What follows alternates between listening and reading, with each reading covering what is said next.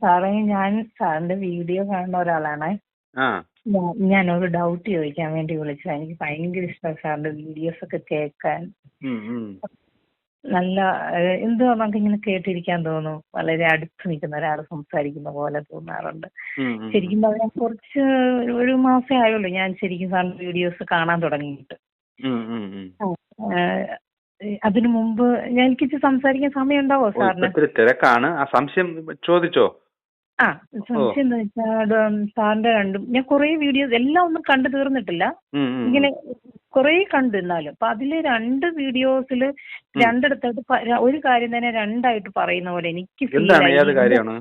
അത് സാർ പറഞ്ഞില്ലേ, പിന്നെ നമ്മള് ഒരാളോട് ഒരു കാര്യം പോലെ ആവശ്യപ്പെട്ട് കഴിഞ്ഞാൽ അതിങ്ങനെ ആ ആളോട് പിന്നെയും പിന്നെയും ചോദിക്കുമ്പോൾ ആൾക്ക് ബുദ്ധിമുട്ടുണ്ടാവും. അതുപോലെയാണ് ഭഗവാന്റെ അടുത്ത് എന്ന് സാർ ഒരു വീഡിയോയിൽ പറയുന്നുണ്ടായിരുന്നു. ഉം. സാറിനും അങ്ങനെ തന്നെ ആയിരിക്കും ഫീൽ ആവുക. ഒരാൾ ഒരു കാര്യം ഏൽപ്പിച്ചാൽ ചെയ്തോ എന്ന് പിന്നെയും പിന്നെയും വന്ന് ചോദിക്കുന്നത് നമുക്ക് ഇഷ്ടാവില്ല. ഉം. അത് സാർ ഒരു വീഡിയോയിൽ ഞാനൊരു കേട്ടിട്ട് ഇന്ന് ഞാൻ ഒരു വീഡിയോ കേട്ടപ്പോ ഇന്ന് രാവിലെ സാറ് പറയുന്നു നമ്മൾ ഇങ്ങനെ ആവശ്യപ്പെട്ടുകൊണ്ടേയിരിക്കണം ഭഗവാൻ. ആവശ്യപ്പെട്ടുണ്ടല്ല, നമുക്ക് വിഷയങ്ങളും പ്രശ്നങ്ങളും മാറുന്നത് വരെ അത് പ്രാർത്ഥിച്ചുകൊണ്ടേയിരിക്കണം. നമുക്ക് അത് വേറെ. ഇപ്പം മെയിനായിട്ട് ഈ മറ്റുള്ളവർക്ക് വേണ്ടി അതിൽ മെയിനായിട്ട് പറഞ്ഞേക്കണത് ഈ മറ്റുള്ളവർക്ക് വേണ്ടി അവർ നേർവഴിക്ക് എത്തണേ എന്ന ഒരു പ്രാർത്ഥനയെ കുറിച്ച് ചോദിച്ചതിന്റെ പേരിലാണ് ഞാൻ രണ്ടാമത് ആ കാര്യം പറഞ്ഞേക്കണത്. നമ്മൾ പ്രാർത്ഥിച്ച് ദൈവത്തിന്റെ കയ്യിൽ വിട്ടു കഴിഞ്ഞാൽ നമ്മൾ പിന്നെ വിട്ടേക്കാം. പ്രത്യേകിച്ച് വീട്ടുകാരും മറ്റേ അവരും ഒക്കെ അവർ തെറ്റിപ്പോയിരിക്കുന്നു, നെഗറ്റീവായിട്ട് പോയിരിക്കുന്നു. നമ്മളെ ബുദ്ധിയിൽ കിടന്ന് പഠിപ്പിക്കാൻ നിൽക്കരുത്. എങ്കിൽ വഴക്കും പ്രശ്നങ്ങളും വരും. അപ്പൊ നമ്മൾ അവരെ ദൈവത്തിന്റെ കയ്യിൽ വിട്ടുകൊടുത്തിട്ട് അവരേക്കും ബോധം വരണേ, അവരെ നേർവഴിക്ക് എത്തിക്കണേന്ന് ശക്തമായിട്ട് പ്രാർത്ഥിക്കുക, ദൈവത്തിന്റെ കയ്യിൽ വിട്ടുകൊടുക്കുക. അപ്പൊ അങ്ങനെ അതാണ് സാർ ഉദ്ദേശിച്ചത്. എനിക്ക് ഞാൻ വിചാരിച്ചു ഒരു കാര്യം പറഞ്ഞു അല്ലല്ല, അത് ശ്രദ്ധിച്ച് കേട്ടാൽ അതിൽ അപ്പുറം കൂടെ നല്ലോണം കേട്ടാൽ അത് മനസ്സിലാവും.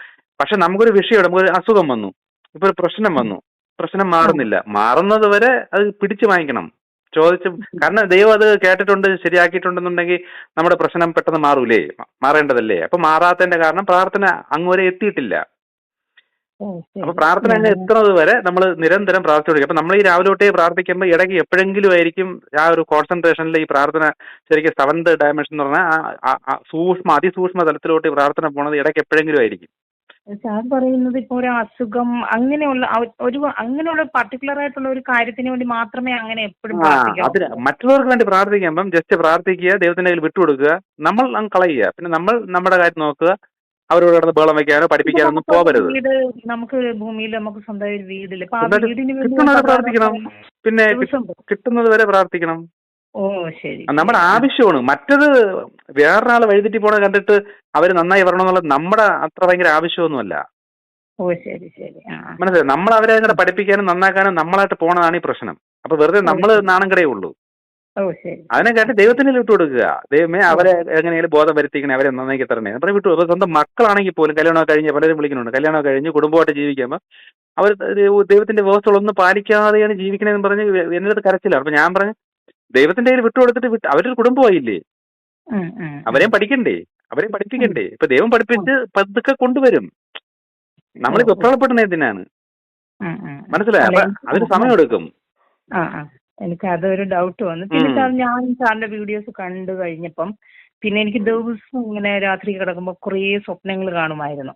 ഒരാഴ്ചയോളം അതങ്ങനെ അടുപ്പിച്ച് ഇങ്ങനെ എനിക്ക് ഉറപ്പാണ് ഇന്ന് കാണും എന്ന് എനിക്ക് ഉറപ്പാണ്. പക്ഷെ ഒരാഴ്ച കഴിഞ്ഞിട്ട് പിന്നെ എനിക്ക് അങ്ങനെ കാണാനേ പറ്റുന്നില്ല. അത് കണ്ട കാര്യത്തിലൂടെ കാര്യങ്ങൾ മനസ്സിലാക്കി അത് ചെയ്താലേ അടുത്തത് കാണിച്ചു തരുള്ളൂ. ഇപ്പൊ ഉദാഹരണത്തിന് ഈ സ്വപ്നം കാണുക എന്ന് പറയുന്നത് നമുക്ക് ദൈവം ചില നിർദ്ദേശങ്ങൾ അല്ലെങ്കിൽ ഇൻഫർമേഷൻസ് തരണതാണ്. ഇപ്പൊ നമുക്ക് വിശക്കുന്നു, ആഹാരം തരുമ്പോ ആ ആഹാരം കഴിച്ചു തീരാതെ അടുത്ത കൊണ്ടു തരുവോ? അതേപോലെ സ്വപ്നം പലതും കാണിച്ചു തരുമ്പോ അതിലൂടെ അർത്ഥം മനസ്സിലാക്കി നമ്മൾ ഇതൊക്കെയാണ് എന്റെ കാര്യം, ഇങ്ങനെ മനസ്സിലാക്കി കഴിഞ്ഞാലേ അടുത്ത പിന്നെ കാണിച്ചു തരുള്ളൂ. അപ്പൊ കാണിച്ചെന്ന കാര്യത്തിൽ തന്നെ നിങ്ങളൊന്നും മനസ്സിലാക്കുന്നില്ല, അത് കറക്റ്റായിട്ട് എടുക്കുന്നില്ലെങ്കിൽ ഇത് ചെയ്തവരെ വെയിറ്റ് ചെയ്യും.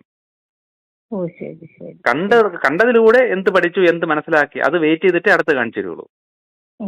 അതാണ് മനസ്സിലാക്കാനും മാത്രം ആയിട്ടില്ല എന്ന് തോന്നുന്നു. അത് ആലോചിക്കണം, വീണ്ടും ആലോചിക്കണം, കണ്ട കാര്യങ്ങൾ ആലോചിക്കണം. എന്നിട്ട് എന്റെ വാട്സപ്പിൽ 1-2 മെസ്സേജ് ഇട്ട് കണ്ട കാര്യങ്ങൾ അതുപോലെ ഇട്ട് കഴിഞ്ഞാൽ അതിന്റെ വ്യാഖ്യാനം ഞാൻ പറഞ്ഞുതരാം. അങ്ങനെ ആദ്യം ഒരു 3-4 അങ്ങനെ കണ്ട് നമുക്ക് വ്യാഖ്യാനം പിടികിട്ടിയാലേ ഈ കാണുന്ന സ്വപ്നത്തിന്റെ അർത്ഥം ഇങ്ങനെയായിരിക്കും പിന്നെ നമുക്ക് മനസ്സിലാവുള്ളൂ. അപ്പൊ തുടക്കം നമുക്കൊരു തടസ്സമായിരിക്കും, ഒന്നും പിടികിട്ടൂല. ഒറ്റൊരു കാര്യം കൂടെ ചോദിച്ചോട്ടെ ഓ. സാർ, ഒരു കാര്യം കൂടെ. ഞാൻ ശരിക്കും ആത്മീയമായിട്ടും എനിക്കും അങ്ങനെ ബന്ധമൊന്നുമില്ലായിരുന്നു. ഞാൻ വളരെ വീട്ടില് വിളക്ക് കത്തിക്കുന്നു, അങ്ങനെ ഡെയിലി അമ്പലത്തിൽ പോകും, അങ്ങനെ അമ്പലത്തിൽ പോകുന്ന ഒരാളെ അല്ലായിരുന്നു. അമ്പലത്തിൽ പോകുന്ന ആളല്ല, അമ്പലത്തിൽ എന്തുകൊണ്ട് പോവാത്തത്? അല്ല, അത് അതെനിക്കറിയില്ല, ഞാൻ പോകത്തില്ലായിരുന്നു. പക്ഷെ എനിക്ക് ദൈവ വിശ്വാസം ഉണ്ടായിരുന്നു. അതാണ് ആത്മീയ വളർച്ചയുടെ ലക്ഷണം. ആ, നിങ്ങൾ പറയുന്ന ആത്മീയ വളർച്ച ഇല്ലെന്ന്. ആത്മീയമായിട്ട് വളർന്നൊരു വ്യക്തിക്ക് ഇങ്ങനെയുള്ള ചടങ്ങുകളിലും ഇതിലൊന്നും വലിയ താല്പര്യം ഇല്ലാതെ വരുള്ളൂ. അങ്ങനെ ഇരിക്കുകയാണ്. എനിക്ക് കൃഷ്ണ ഭഗവാനിലാണ് ആദ്യം എനിക്ക് ഭയങ്കര ഭക്തിയായി ഈ ഇടയ്ക്ക് സാറിന്റെ വീഡിയോ കാണുന്നതിന് മുന്നേ ഒരു 6 മാസമായിട്ട് കൃഷ്ണ ഭഗവാൻ എന്ന് പറഞ്ഞാൽ, പിന്നെ എനിക്ക് അവിടെ ചെല്ലുമ്പോൾ സാറ് പറഞ്ഞല്ലോ എനിക്കൊരു അനുഭവം, ഒന്നല്ല രണ്ട്, നല്ലൊരു അനുഭവം എനിക്ക് അവിടുന്ന് കിട്ടി. അപ്പൊ എനിക്കത് ഭക്തി ഭയങ്കരമായി ഭഗവാന്. അപ്പൊ ആ ഭഗവാനിലൂടെയാണ് ഞാൻ സാറിൽ എത്തിയത്, സത്യം പറഞ്ഞ. അങ്ങനെയാണ് അങ്ങനെ എത്തുള്ളൂ. ഇപ്പൊ ചിലരും യേശുവിന്റെ അനുഭവങ്ങളും യേശുവിനെ ഭയങ്കര ഭക്തിയിൽ വരുന്ന ചില ക്രിസ്ത്യൻസ് ആണ് ഇത് കണ്ട് അതിനപ്പുറത്തോട്ട് ആ പിതാവാം ദൈവത്തെ മനസ്സിലാക്കി വരുന്നത്. ഇതിന് തൊട്ട് മുമ്പുള്ള ആ സ്റ്റേജ്, കാരണം നിങ്ങൾ അടുത്ത ലെവലിലോട്ട് പോണതിന് മുമ്പുള്ള സ്റ്റേജാണ് ഇപ്പൊ നിങ്ങൾ നേരത്തെ അനുഭവപ്പെട്ടുകൊണ്ടിരുന്നത്. ഇതില്ലാതെ ഇതിലോട്ട് വരാൻ പറ്റൂല. ഇപ്പൊ ഇങ്ങനെയുള്ളത് കൃഷ്ണനിലൂടെയോ ശിവനിലൂടെയോ അല്ലെങ്കിൽ ഈ മറ്റ് ദേവന്മാരിലൂടെയോ ഇങ്ങനെയൊക്കെ അനുഭവങ്ങൾ കിട്ടി വരുന്നവരാണ് അടുത്ത ലെവലിലോട്ട് കയറി വരേണ്ടത്. അപ്പൊ നിങ്ങൾ പറഞ്ഞത് ഇങ്ങനെ വരുള്ളൂ. ഇപ്പൊ അത് തൊട്ട് താഴത്തെ, ഇപ്പൊ കൃഷ്ണൻ പറഞ്ഞില്ലേ പരമാത്മാവ് എന്നും പറഞ്ഞ് ഉപദേശിച്ച് അത്രയുണ്ട്. അപ്പൊ ഈ പരമാത്മാവിനെ കുറിച്ച്, ആ പരമാത്മാവായിട്ട് അടുക്കേണ്ട വഴി നിങ്ങൾ ചെയ്തിട്ടില്ല. നിങ്ങൾ ആ പറഞ്ഞ കൃഷ്ണനിലെത്തിയതേ ഉള്ളൂ. അപ്പൊ കൃഷ്ണൻ പറഞ്ഞ പരമാത്മാവിലോട്ട് ഇപ്പോഴാണ് എത്തി വരുന്നത്. എത്തിക്കഴിഞ്ഞാൽ പിന്നെ കൃഷ്ണനിലോട്ട് നമുക്ക് തോന്നൂല. കാരണം കൃഷ്ണനും ഈ പരമാത്മാവിനെ പഠിപ്പിക്കാൻ വന്ന ഒരു അവതാര പുരുഷനല്ലേ. അപ്പം അതിനും അപ്പുറത്തോട്ട് നിങ്ങൾ എത്തിക്കഴിഞ്ഞു. ആ രൂപമൊന്നും ഇല്ലാത്ത രൂപം വേണമെങ്കിൽ കൃഷ്ണൻ പറഞ്ഞ് കാണിച്ച രൂപം മൊത്തം കാണേണ്ടി വരും, സർവ്വതും കാണേണ്ടി വരും. അല്ലെങ്കിൽ ഒന്നും കാണാൻ പോകരുത്. ആ ദൈവോട്ടാണ് ഇപ്പൊ നിങ്ങൾ എത്തിക്കൊണ്ടിരിക്കുന്നത്. ഞാനിപ്പം സാറ് പറയുന്ന സിഷ്ടാവാം ദൈവത്തെ നാം നമിക്കുന്നു അങ്ങനെ പറഞ്ഞുകൊണ്ടേ നടക്കും. ഞാൻ അതിനു മുന്നേ ഭഗവാൻ നാരായണ അപ്പൊ ചൊല്ലി നടക്കുമായിരുന്നു ഫുൾ ടൈം. നമുക്ക് ആരെങ്കിലും സംസാരിക്കാൻ മാത്രമേ ഞാൻ അത് നിർത്തുള്ളായിരുന്നു. അതെനിക്ക് തന്നെ വന്നതാണ്. നിങ്ങൾ കൃഷ്ണഭക്തനാണെങ്കിൽ സൃഷ്ടാവാൻ ദൈവമേ നിങ്ങൾ പറയേണ്ട ആവശ്യം വേണ്ടല്ലോ. നിങ്ങൾ പരമാത്മാവേ എന്ന് പറഞ്ഞാലും മതി. സാറ് പറഞ്ഞു അങ്ങനെ ചൊല്ല് മനസ്സിന്.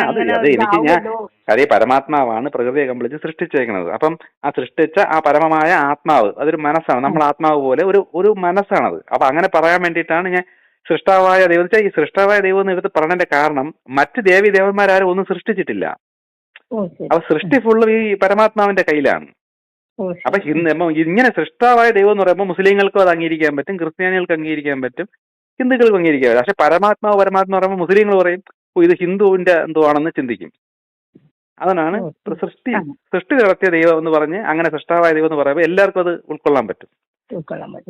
ഹിന്ദുക്കൾ പരമാത്മാവ് പറഞ്ഞാൽ മതി. അത് രണ്ടും എല്ലാം ഒന്നി തന്നെ. മുസ്ലിങ്ങൾ അള്ളാഹു എന്ന് വിളിച്ചാലും മതി. പരമാത്മാവാൻ ദൈവത്തെ നാം നമിക്കുന്നു അങ്ങനെ പറഞ്ഞാലും മതി. അതൊരു ആത്മാവാണ്, പരമമായ ഒരു ആത്മാവ്. ആത്മാവിന്റെ ഓരോ അംശങ്ങളാണ് ഈ നമ്മളെ അകത്തൊക്കെ ഇരിക്കുന്നത്. നമ്മളെല്ലാം അതിന്റെ അംശങ്ങളാണ്. ഈ ചെടികളും വൃക്ഷങ്ങളും എല്ലാം ആ പരമമായ ആത്മാവിൽ നിന്ന് വന്ന ചെറിയ ചെറിയ ആത്മാക്കളാണ്. പല പല രീതിയിലുള്ള ആത്മാക്കളെന്നേ ഉള്ളൂ. എല്ലാം ഒരിടത്തുനിന്ന് വന്നത് തന്നെ. അങ്ങനെ ഉറച്ചാലും മതി. അത് ഓരോരുത്തരുടെ മനസ്സിന്റെ തൃപ്തിയാണ്. ഇപ്പൊ ഞാൻ സൃഷ്ടാവ ദൈവം ഒന്നുമല്ല ഞാൻ വിളിക്കണത്. ഞാൻ അച്ഛന്ന് അപ്പാന്നൊക്കെയാണ് ഞാൻ വിളിക്കണത്. കാരണം നമ്മൾ അതിൽ നിന്നല്ലേ വന്നേക്കണത്. അപ്പൊ നമ്മൾ ശരിക്കും ആ ദൈവത്തിന്റെ മക്കളാണ് നമ്മളെല്ലാരും. ഇങ്ങനെ ധ്യാനിക്കുമ്പോ എനിക്ക് സാറ് പറഞ്ഞ പോലെ ഒരു കണ്ണ് എനിക്ക് ഒരു ദിവസം കാണാൻ പറ്റും. ഒരു കണ്ണ് ഇങ്ങനെ എന്റെ മുന്നിൽ വന്നു. പിന്നെ നമ്മൾ അദൃശ്യ ശക്തിയുടെ നോട്ടത്തിലാണ് എന്ന് കാണിച്ചു. പിന്നെ ചില കണ്ണ് കാണുമ്പോൾ നമുക്ക് പേടി വരും. അത് നെഗറ്റീവ് ശക്തികൾ നമ്മൾ നോക്കുന്നു എന്ന് നമുക്ക് കാണിച്ചു തരണതാണ്. ചില കണ്ണ് കാണുമ്പോൾ നമുക്ക് ഭയങ്കരമായ സന്തോഷം ആനന്ദം പറയണമെങ്കിൽ നമ്മൾ ആ ദൈവത്തിന്റെ കണ്ണ് നമ്മളിലുണ്ട്, നമ്മളെ കാത്തുകൊള്ളുന്നു എന്നുള്ള അർത്ഥം കാണിച്ചു തരണയാണ്. ശരി. ഓക്കെ, ഓക്കെ, വലിയ ഉപകാരം. ശരി.